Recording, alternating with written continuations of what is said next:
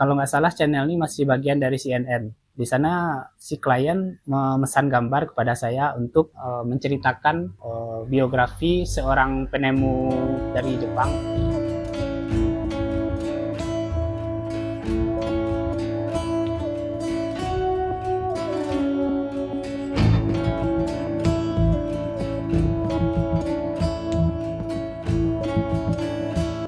Gas Studio adalah studio komik dan ilustrasi pertama di Bukit Tinggi yang beranggotakan beberapa member yang memang pekerjaannya itu bikin komik ataupun ilustrasi.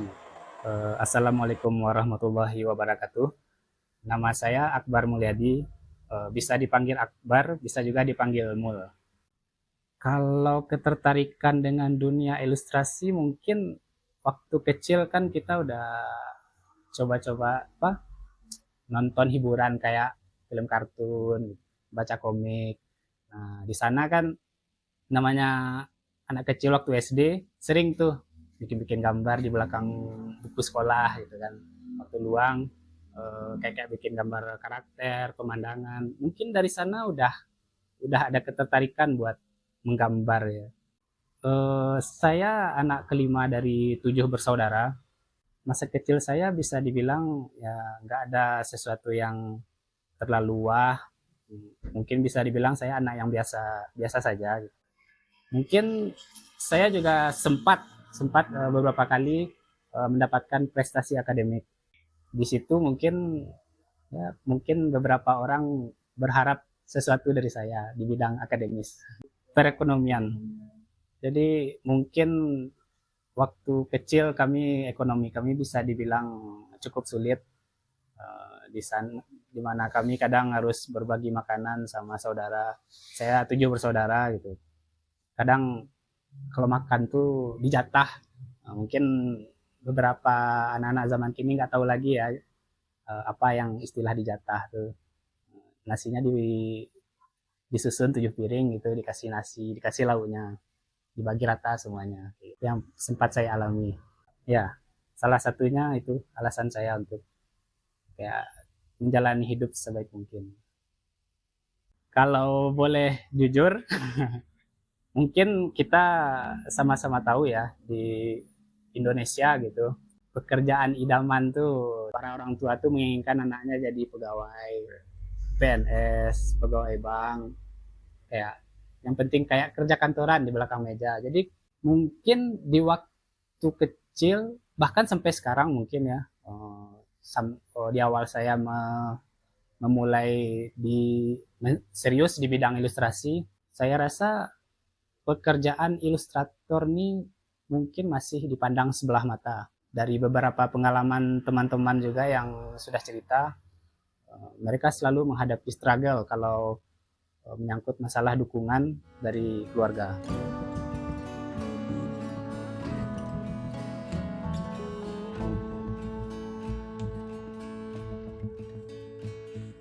Oke, perkenalkan saya Dani Safitra, SPD, lulusan pendidikan, jurusannya Teknik Pendidikan Komputer, dan kerjaan saya sekarang sebagai ilustrator.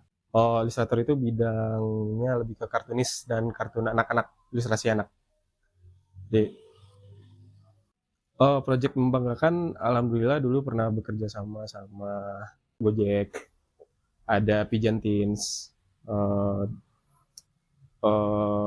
dan lain-lain lah. Terus project dari luar ada itu bareng perusahaan, lupa nama perusahaannya, tapi dia bergerak di bidang lingkungan. Jadi kami udah kerjasama bikin komik Hepsi Pouch namanya. Hepsi Pouch itu udah jalan, kami udah jalan sampai sekarang sekitar 3 tahun, dan udah nerbitin komiknya itu sekitar 5 seri, dan dijualnya itu di Inggris ya. Dulu saya pernah, karena saya SPD ya, pernah mencoba menjadi guru di salah satu SMP di kota Bukit Tinggi ini sebelum COVID. Sampai datang COVID itu saya berhenti jadi guru. Ternyata bidang saya nggak ada sama sekali buat ngajar gitu. Ya susah sih ternyata. Ini saya fokusin ilustrasi ini. Itu sempat nyerah buat ilustrasi dikit, cuman karena kami punya studio dan punya teman-teman yang saling support, itu semangatnya jadi gede lagi. Gas Studio ini bermula ketika saya ketemu dengan teman-teman satu hobi yang sama-sama suka bikin komik juga, bikin ilustrasi. Kebetulan kami sempat menjalani pelatihan di Padang, pelatihan membuat karakter asli orisinal. Nah, di sana kami kayak memutuskan untuk bergabung dalam sebuah komunitas. Dari komunitas itulah tercetus ide dari teman-teman dan saya untuk membuat Gas Studio. Mungkin kalau bisa saya jelaskan lebih rincinya, tujuan membuat studio ini kayak istilahnya yang membuat tempat kerja di mana kami bisa pergi pagi pulang sore. Soalnya kayak kalau masih kerja di rumah tuh, aduh gimana ya ceritainnya, begitu banyak tantangan yang harus dihadapi. Ada yang bilang, dia di rumah aja kok masih ada juga uang masuknya gitu, ngapain dia gitu. Bahkan yang terkenal ya, sering ada berita orang yang kerjanya di rumah gitu, dia menghasilkan duit di rumah, dia digerebek warga karena dikira ngepet gitu kan. itu itu salah satu contoh ekstrimnya gitu. Jadi mungkin itu salah satu gas studio tuh kami buat. Pertama kali studio ini dibuat, mungkin tantangan terbesarnya sebagian besar dari kami masih baru lulus kuliah, jadi masih belum mapan. Sementara yang lainnya baru mulai menjajaki gitu, di dunia ilustrasi. Jadi masih kayak kalau boleh secara itu saya sampaikan, pemasukannya masih belum seberapa. Sementara untuk pertama kali membuat studio ini dibutuhkan modal. Tantangan terbesarnya menurut saya memang materi, uang untuk mendirikan studio ini, finansial. Cukup sulit waktu itu, tapi kami memutuskan untuk membuat studio ini dengan apa yang ada aja dulu, walaupun masih dalam bentuk yang sederhana. Hampir menyerah ini ada beberapa kali saya hampir menyerah di dunia ilustrasi. Salah satunya mungkin saya sempat bekerja serabutan sebelum terjun ke dunia ilustrasi. Ketika itu saya sempat mulai bekerja dari tukang cuci motor. Saya sempat bekerja jadi penjaga studio band, penjaga toko komputer, dan yang terakhir saya bekerja sebagai konsultan teknik sipil. Di waktu saya bekerja sebagai penjaga toko komputer dan konsultan teknik sipil, saat itulah saya mulai kayak bukan serius ya istilahnya, tapi kayak mendalami hobi saya, karena saya kan udah mulai suka gambar kayak gitu. Tapi saya cobalah menggambar di sela-sela waktu luang gitu. Tapi ternyata yang saya lakukan ini selalu mendapat tentangan dari atasan tempat saya bekerja dulu. Di saat itu orang tua sempat berkata, tinggalkanlah, fokus saja kerja gitu. Jangan kerjain hal-hal yang lain. Kayak ya udah jangan gambar tuh, ya udah di stop aja gitu. Bisa ya buang-buang waktu. Di sana saya sempat pengen menyerah, tapi setelah berpikir selama beberapa waktu, saya putuskan saya nggak mau lanjut di tempat kerja saya yang lama. Di saat itu kebetulan sudah mulai ada titik terang di dunia ilustrasi. Saat itu kami para komikus sudah mulai dihargai, dan saya kebetulan mendapatkan kontrak pertama saya di saat itu juga. Mungkin udah jalannya ya, Tuhan ngasih kesempatan, dan di sanalah saya memutuskan untuk terjun ke dunia ilustrasi sepenuhnya.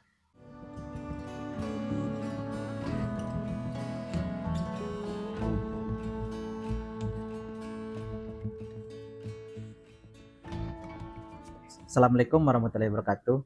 Nama saya Luffy Putra Utama. Pekerjaan saya sebagai ilustrator, lebih tepatnya ilustrator komik manga Jepang. Pesan buat anak-anak yang baru, mungkin kerjakan terus, tibanya latihan terus ya tiap hari. Tapi jangan setengah-setengah gitu. Tibanya satu hari itu siap satu gambar, itu hari besoknya siap lagi satu gambar lagi gitu. Nanti gambar-gambar yang udah dibuat itu bisa jadi portofolio, dan kalau dapat portofolio itu diupdate terus gitu, jangan berhenti gitu. Itu sih dari saya. Mungkin bagi saya, kalau gambar saya kalau udah dicetak ke buku itu mungkin udah membanggakan bagi saya gitu. Soalnya ada klien saya di luar negeri yang memfotokan hasil komik yang udah dicetak kepada saya, jadi saya merasa bangga dengan hal itu gitu. Karena komik saya itu dicetak sama dia gitu. Tantangan finansial di awal berdirinya aja, tantangan ini udah menghantam kami. Waktu itu kalau diingat-ingat ya, kami mencari kontrakan untuk bisa bangun studio ini. Karena keterbatasan uang finansial, kami memutuskan untuk cari kontrakan yang per bulan. Di saat itu rekan-rekan yang lain baru lulus kuliah, dan mereka secara terus terang rekan-rekan ngomong sama saya gitu, Bang, terus terang kami belum ada duit gitu. Kalau emang ya kita bikin studio, tolong talangi dulu gitu. Jadi saya sama rekan ada satu lagi yang udah mulai mendapatkan penghasilan dari ilustrasi, kami menalangi dulu kontrak 1 bulan pertama. Di sana kayak yang saya lihat, bahkan rekan-rekan ini ada yang rela berbagi meja. Mereka bikin 1 meja supaya bisa kerja berdua di sana. Ada satu lagi yang ya udah bawa aja kursi yang ada di rumah gitu. Jadi waktu itu murni cari duitnya buat bayar kontrakan aja dulu pertama kali. Setelah itu, setelah ada ruangan, ada listriknya gitu, kami bawalah apa yang ada di rumah buat memulai studio ini. Seperti meja, kursi, bahkan colokan listrik pun boleh ngambil dari rumah. Kayak gitulah. Tantangan finansialnya mungkin dari awal udah menghantam kami begitu deras. Orang yang paling berjasa mendukung saya di masa-masa sulit, rekan-rekan satu studio. Kami membangun studio ini dari nol bersama. Saat susah, kami menghadapinya bersama, dan di saat studio sudah mulai stabil, kami pun menikmatinya bersama.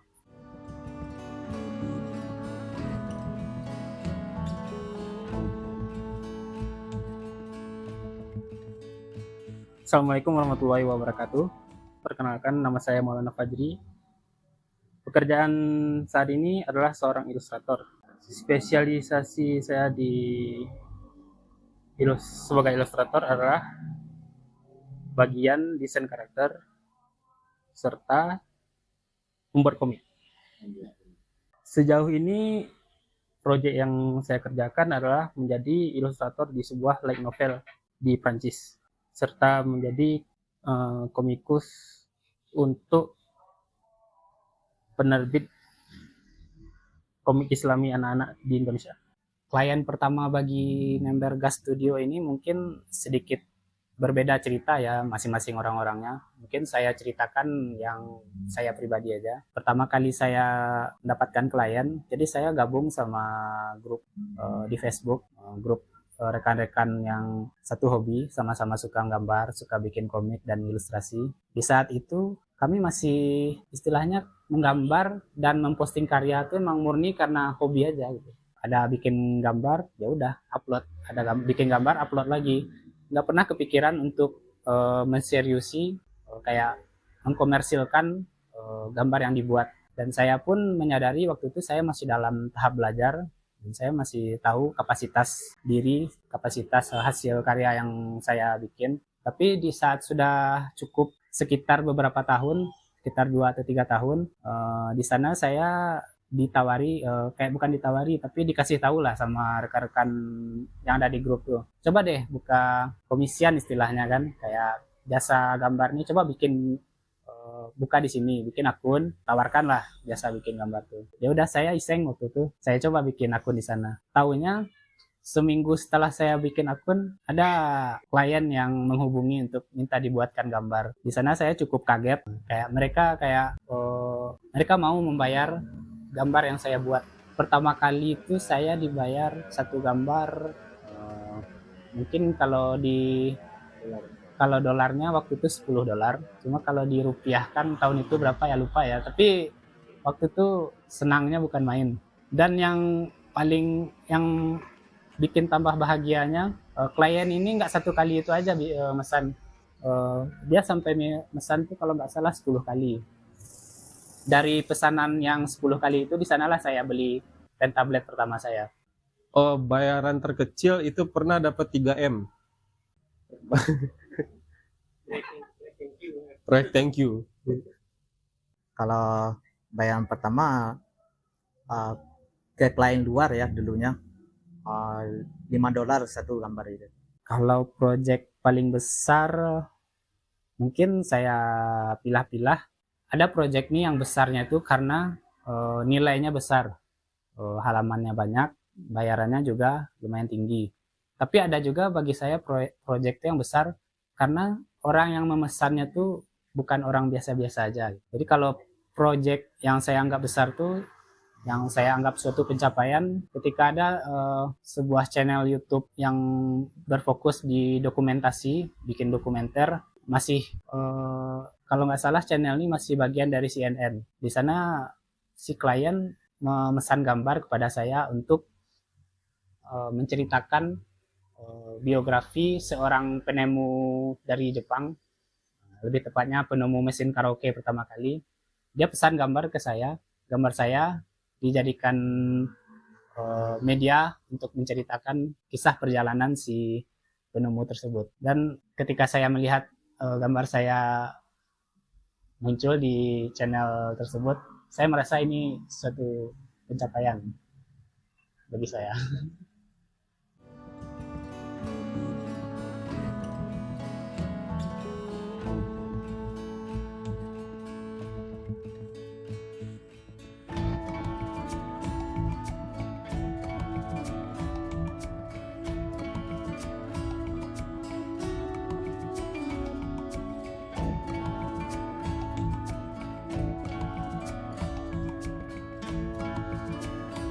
Kalau strategi untuk dipercaya klien, yang pastinya ketika kita menentukan istilahnya kayak kalau orderan ya, di orderan itu ada yang namanya deadline, ada yang namanya harga, ada yang namanya hasil jadinya, kualitasnya. Kalau kita menawarkan contohnya, saya menawarkan satu halaman komik hitam putih, saya tawarkan saya bisa mengerjakan ini selama 5 hari dan dengan harga contohnya $30. Ketika klien memesan ke saya, dia maunya hasilnya sesuai dengan sampel yang saya tunjukkan, harganya sama, dan waktu pengerjaannya tepat. Kalau kita memenuhi kriteria tersebut dan klien puas, di saat itu klien biasanya bakal percaya dengan si freelancer dan bukan nggak mungkin mereka akan memesan terus dan berlangganan dengan kita. Satu lagi yang cukup penting, ketika klien memutuskan untuk berkomunikasi, menanyakan progres segala macam, kalau kita sebagai freelancer tuh sering menghilang, kadang balas chatnya lama, di situ mungkin menurunkan tingkat kepercayaan dari klien kepada kita. Saya ingin punya gedung sendiri untuk gas studio. Mungkin tuh salah satu target yang cukup besar, tapi tetap sampai sekarang saya ingin, karena kami sampai saat ini masih ngontrak, sebisa mungkin kami punya gedung sendiri, dan saya harap ketika sudah mendapatkan tempat yang lebih layak, di sana kami ingin membuka kesempatan untuk para komikus, ilustrator yang bergerak di industri kreatif Bukit Tinggi. Kami ingin mewadahi mereka di situ. Pesan buat anak muda yang baru terjun itu yang penting gambar aja terus.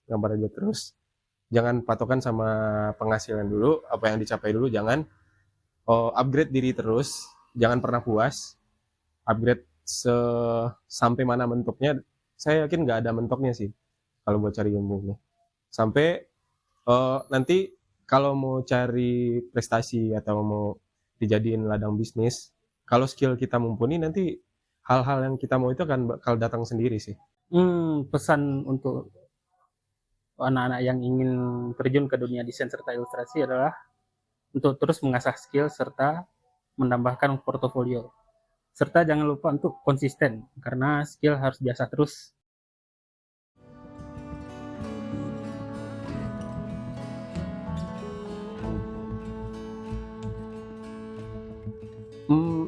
Yang jelas yang pertama ya teman-teman studio sih, teman-teman studio. Kalau orang tua pasti support, cuman kadang orang tua masih awal gambar itu masih kayak belum percaya gitu. Kenapa masa iya gambar gini bisa ngasilin uang? Kalau yang paling berjasa ya tentu pastinya teman-teman dari Gas Studio yang udah bareng-bareng mensupport dan membangun Gas Studio dari awal sampai sekarang, alhamdulillah masih bertahan. Tentu saja orang tua serta teman-teman dulu semasa saya kuliah, anak-anak Cubers, nama-nama teman-teman kami, serta abang-abang di studio. Soalnya saya di sini sebagai adik dari abang-abang di Gas Studio. Abang-abang studio juga yang membantu saya. Soalnya saya dulu pernah magang di sini. Nah, sejak saya magang, abang-abang di studio sudah membantu saya dari banyak hal, dari segi skill, baik itu belajar tentang komik, ilustrasi, bahkan finansial pun dibantu juga oleh abang-abang di studio. Ya. Kalau bisa mengulang waktu, saya ingin kuliah di seni sih. Fokusnya di teknik gambar dulu. Keinginannya itu pernah pengen kuliah seni ini, cuman kayak waktu mau masuk SMA itu udah bercabang aja semua. Sempat waktu SMA itu berhenti gambar sama sekali. Beberapa pernah, karena saya tahu skill saya dulu itu sangat tidak mumpuni. Bahkan ada momen di mana saya tidak ingin menggambar karena rasanya mentok di situ-situ aja gitu. Tapi berkat dukungan dari orang-orang sekitar saya, akhirnya saya mantap untuk melanjutkan pekerjaan sebagai ilustrator ini. Assalamualaikum warahmatullahi wabarakatuh. Nama saya Zulhamdi. Bisa dibilang saya magang lah di sini gitu. Saya dari dulu emang suka menggambar. Saya coba awal-awalnya untuk mulai gambar. Setelah itu teman-teman saya juga mensupport saya dengan memberikan pekerjaannya kepada saya. Ya, itu untuk meningkatkan skill saya juga kan. Akhirnya saya ikut KUA Fest sebagai panitia. Terus menjual karya saya pas di waktu KUA Fest tersebut. Ternyata ada yang beli gitu. Kawan-kawan di studio itu sangat seru. Setelah ya di studio ini teman-teman saya membuat saya dibilang bangkit lah akan semangat dan keinginan saya. Selama ini kami berangkat dari komunitas komik dan industri kreatif, tapi sempat vakum. Salah satu alasannya waktu COVID kemarin, dan setelah berlalu, kami memutuskan untuk membangun kembali suatu komunitas yang bernama Karya Orang Awa. Nah, melalui Karya Orang Awa ini, kami membuat sebuah event. Bisa dibilang beberapa event, salah satunya gathering gambar rutin bulanan, dan ada juga kemarin kami baru saja membuat event KUA Fest 2025. Di sana kami mengadakan talk show, lomba gambar, workshop gambar, games, dan ada juga pop-up market. Itu salah satu event yang berhasil kami bikin kemarin itu.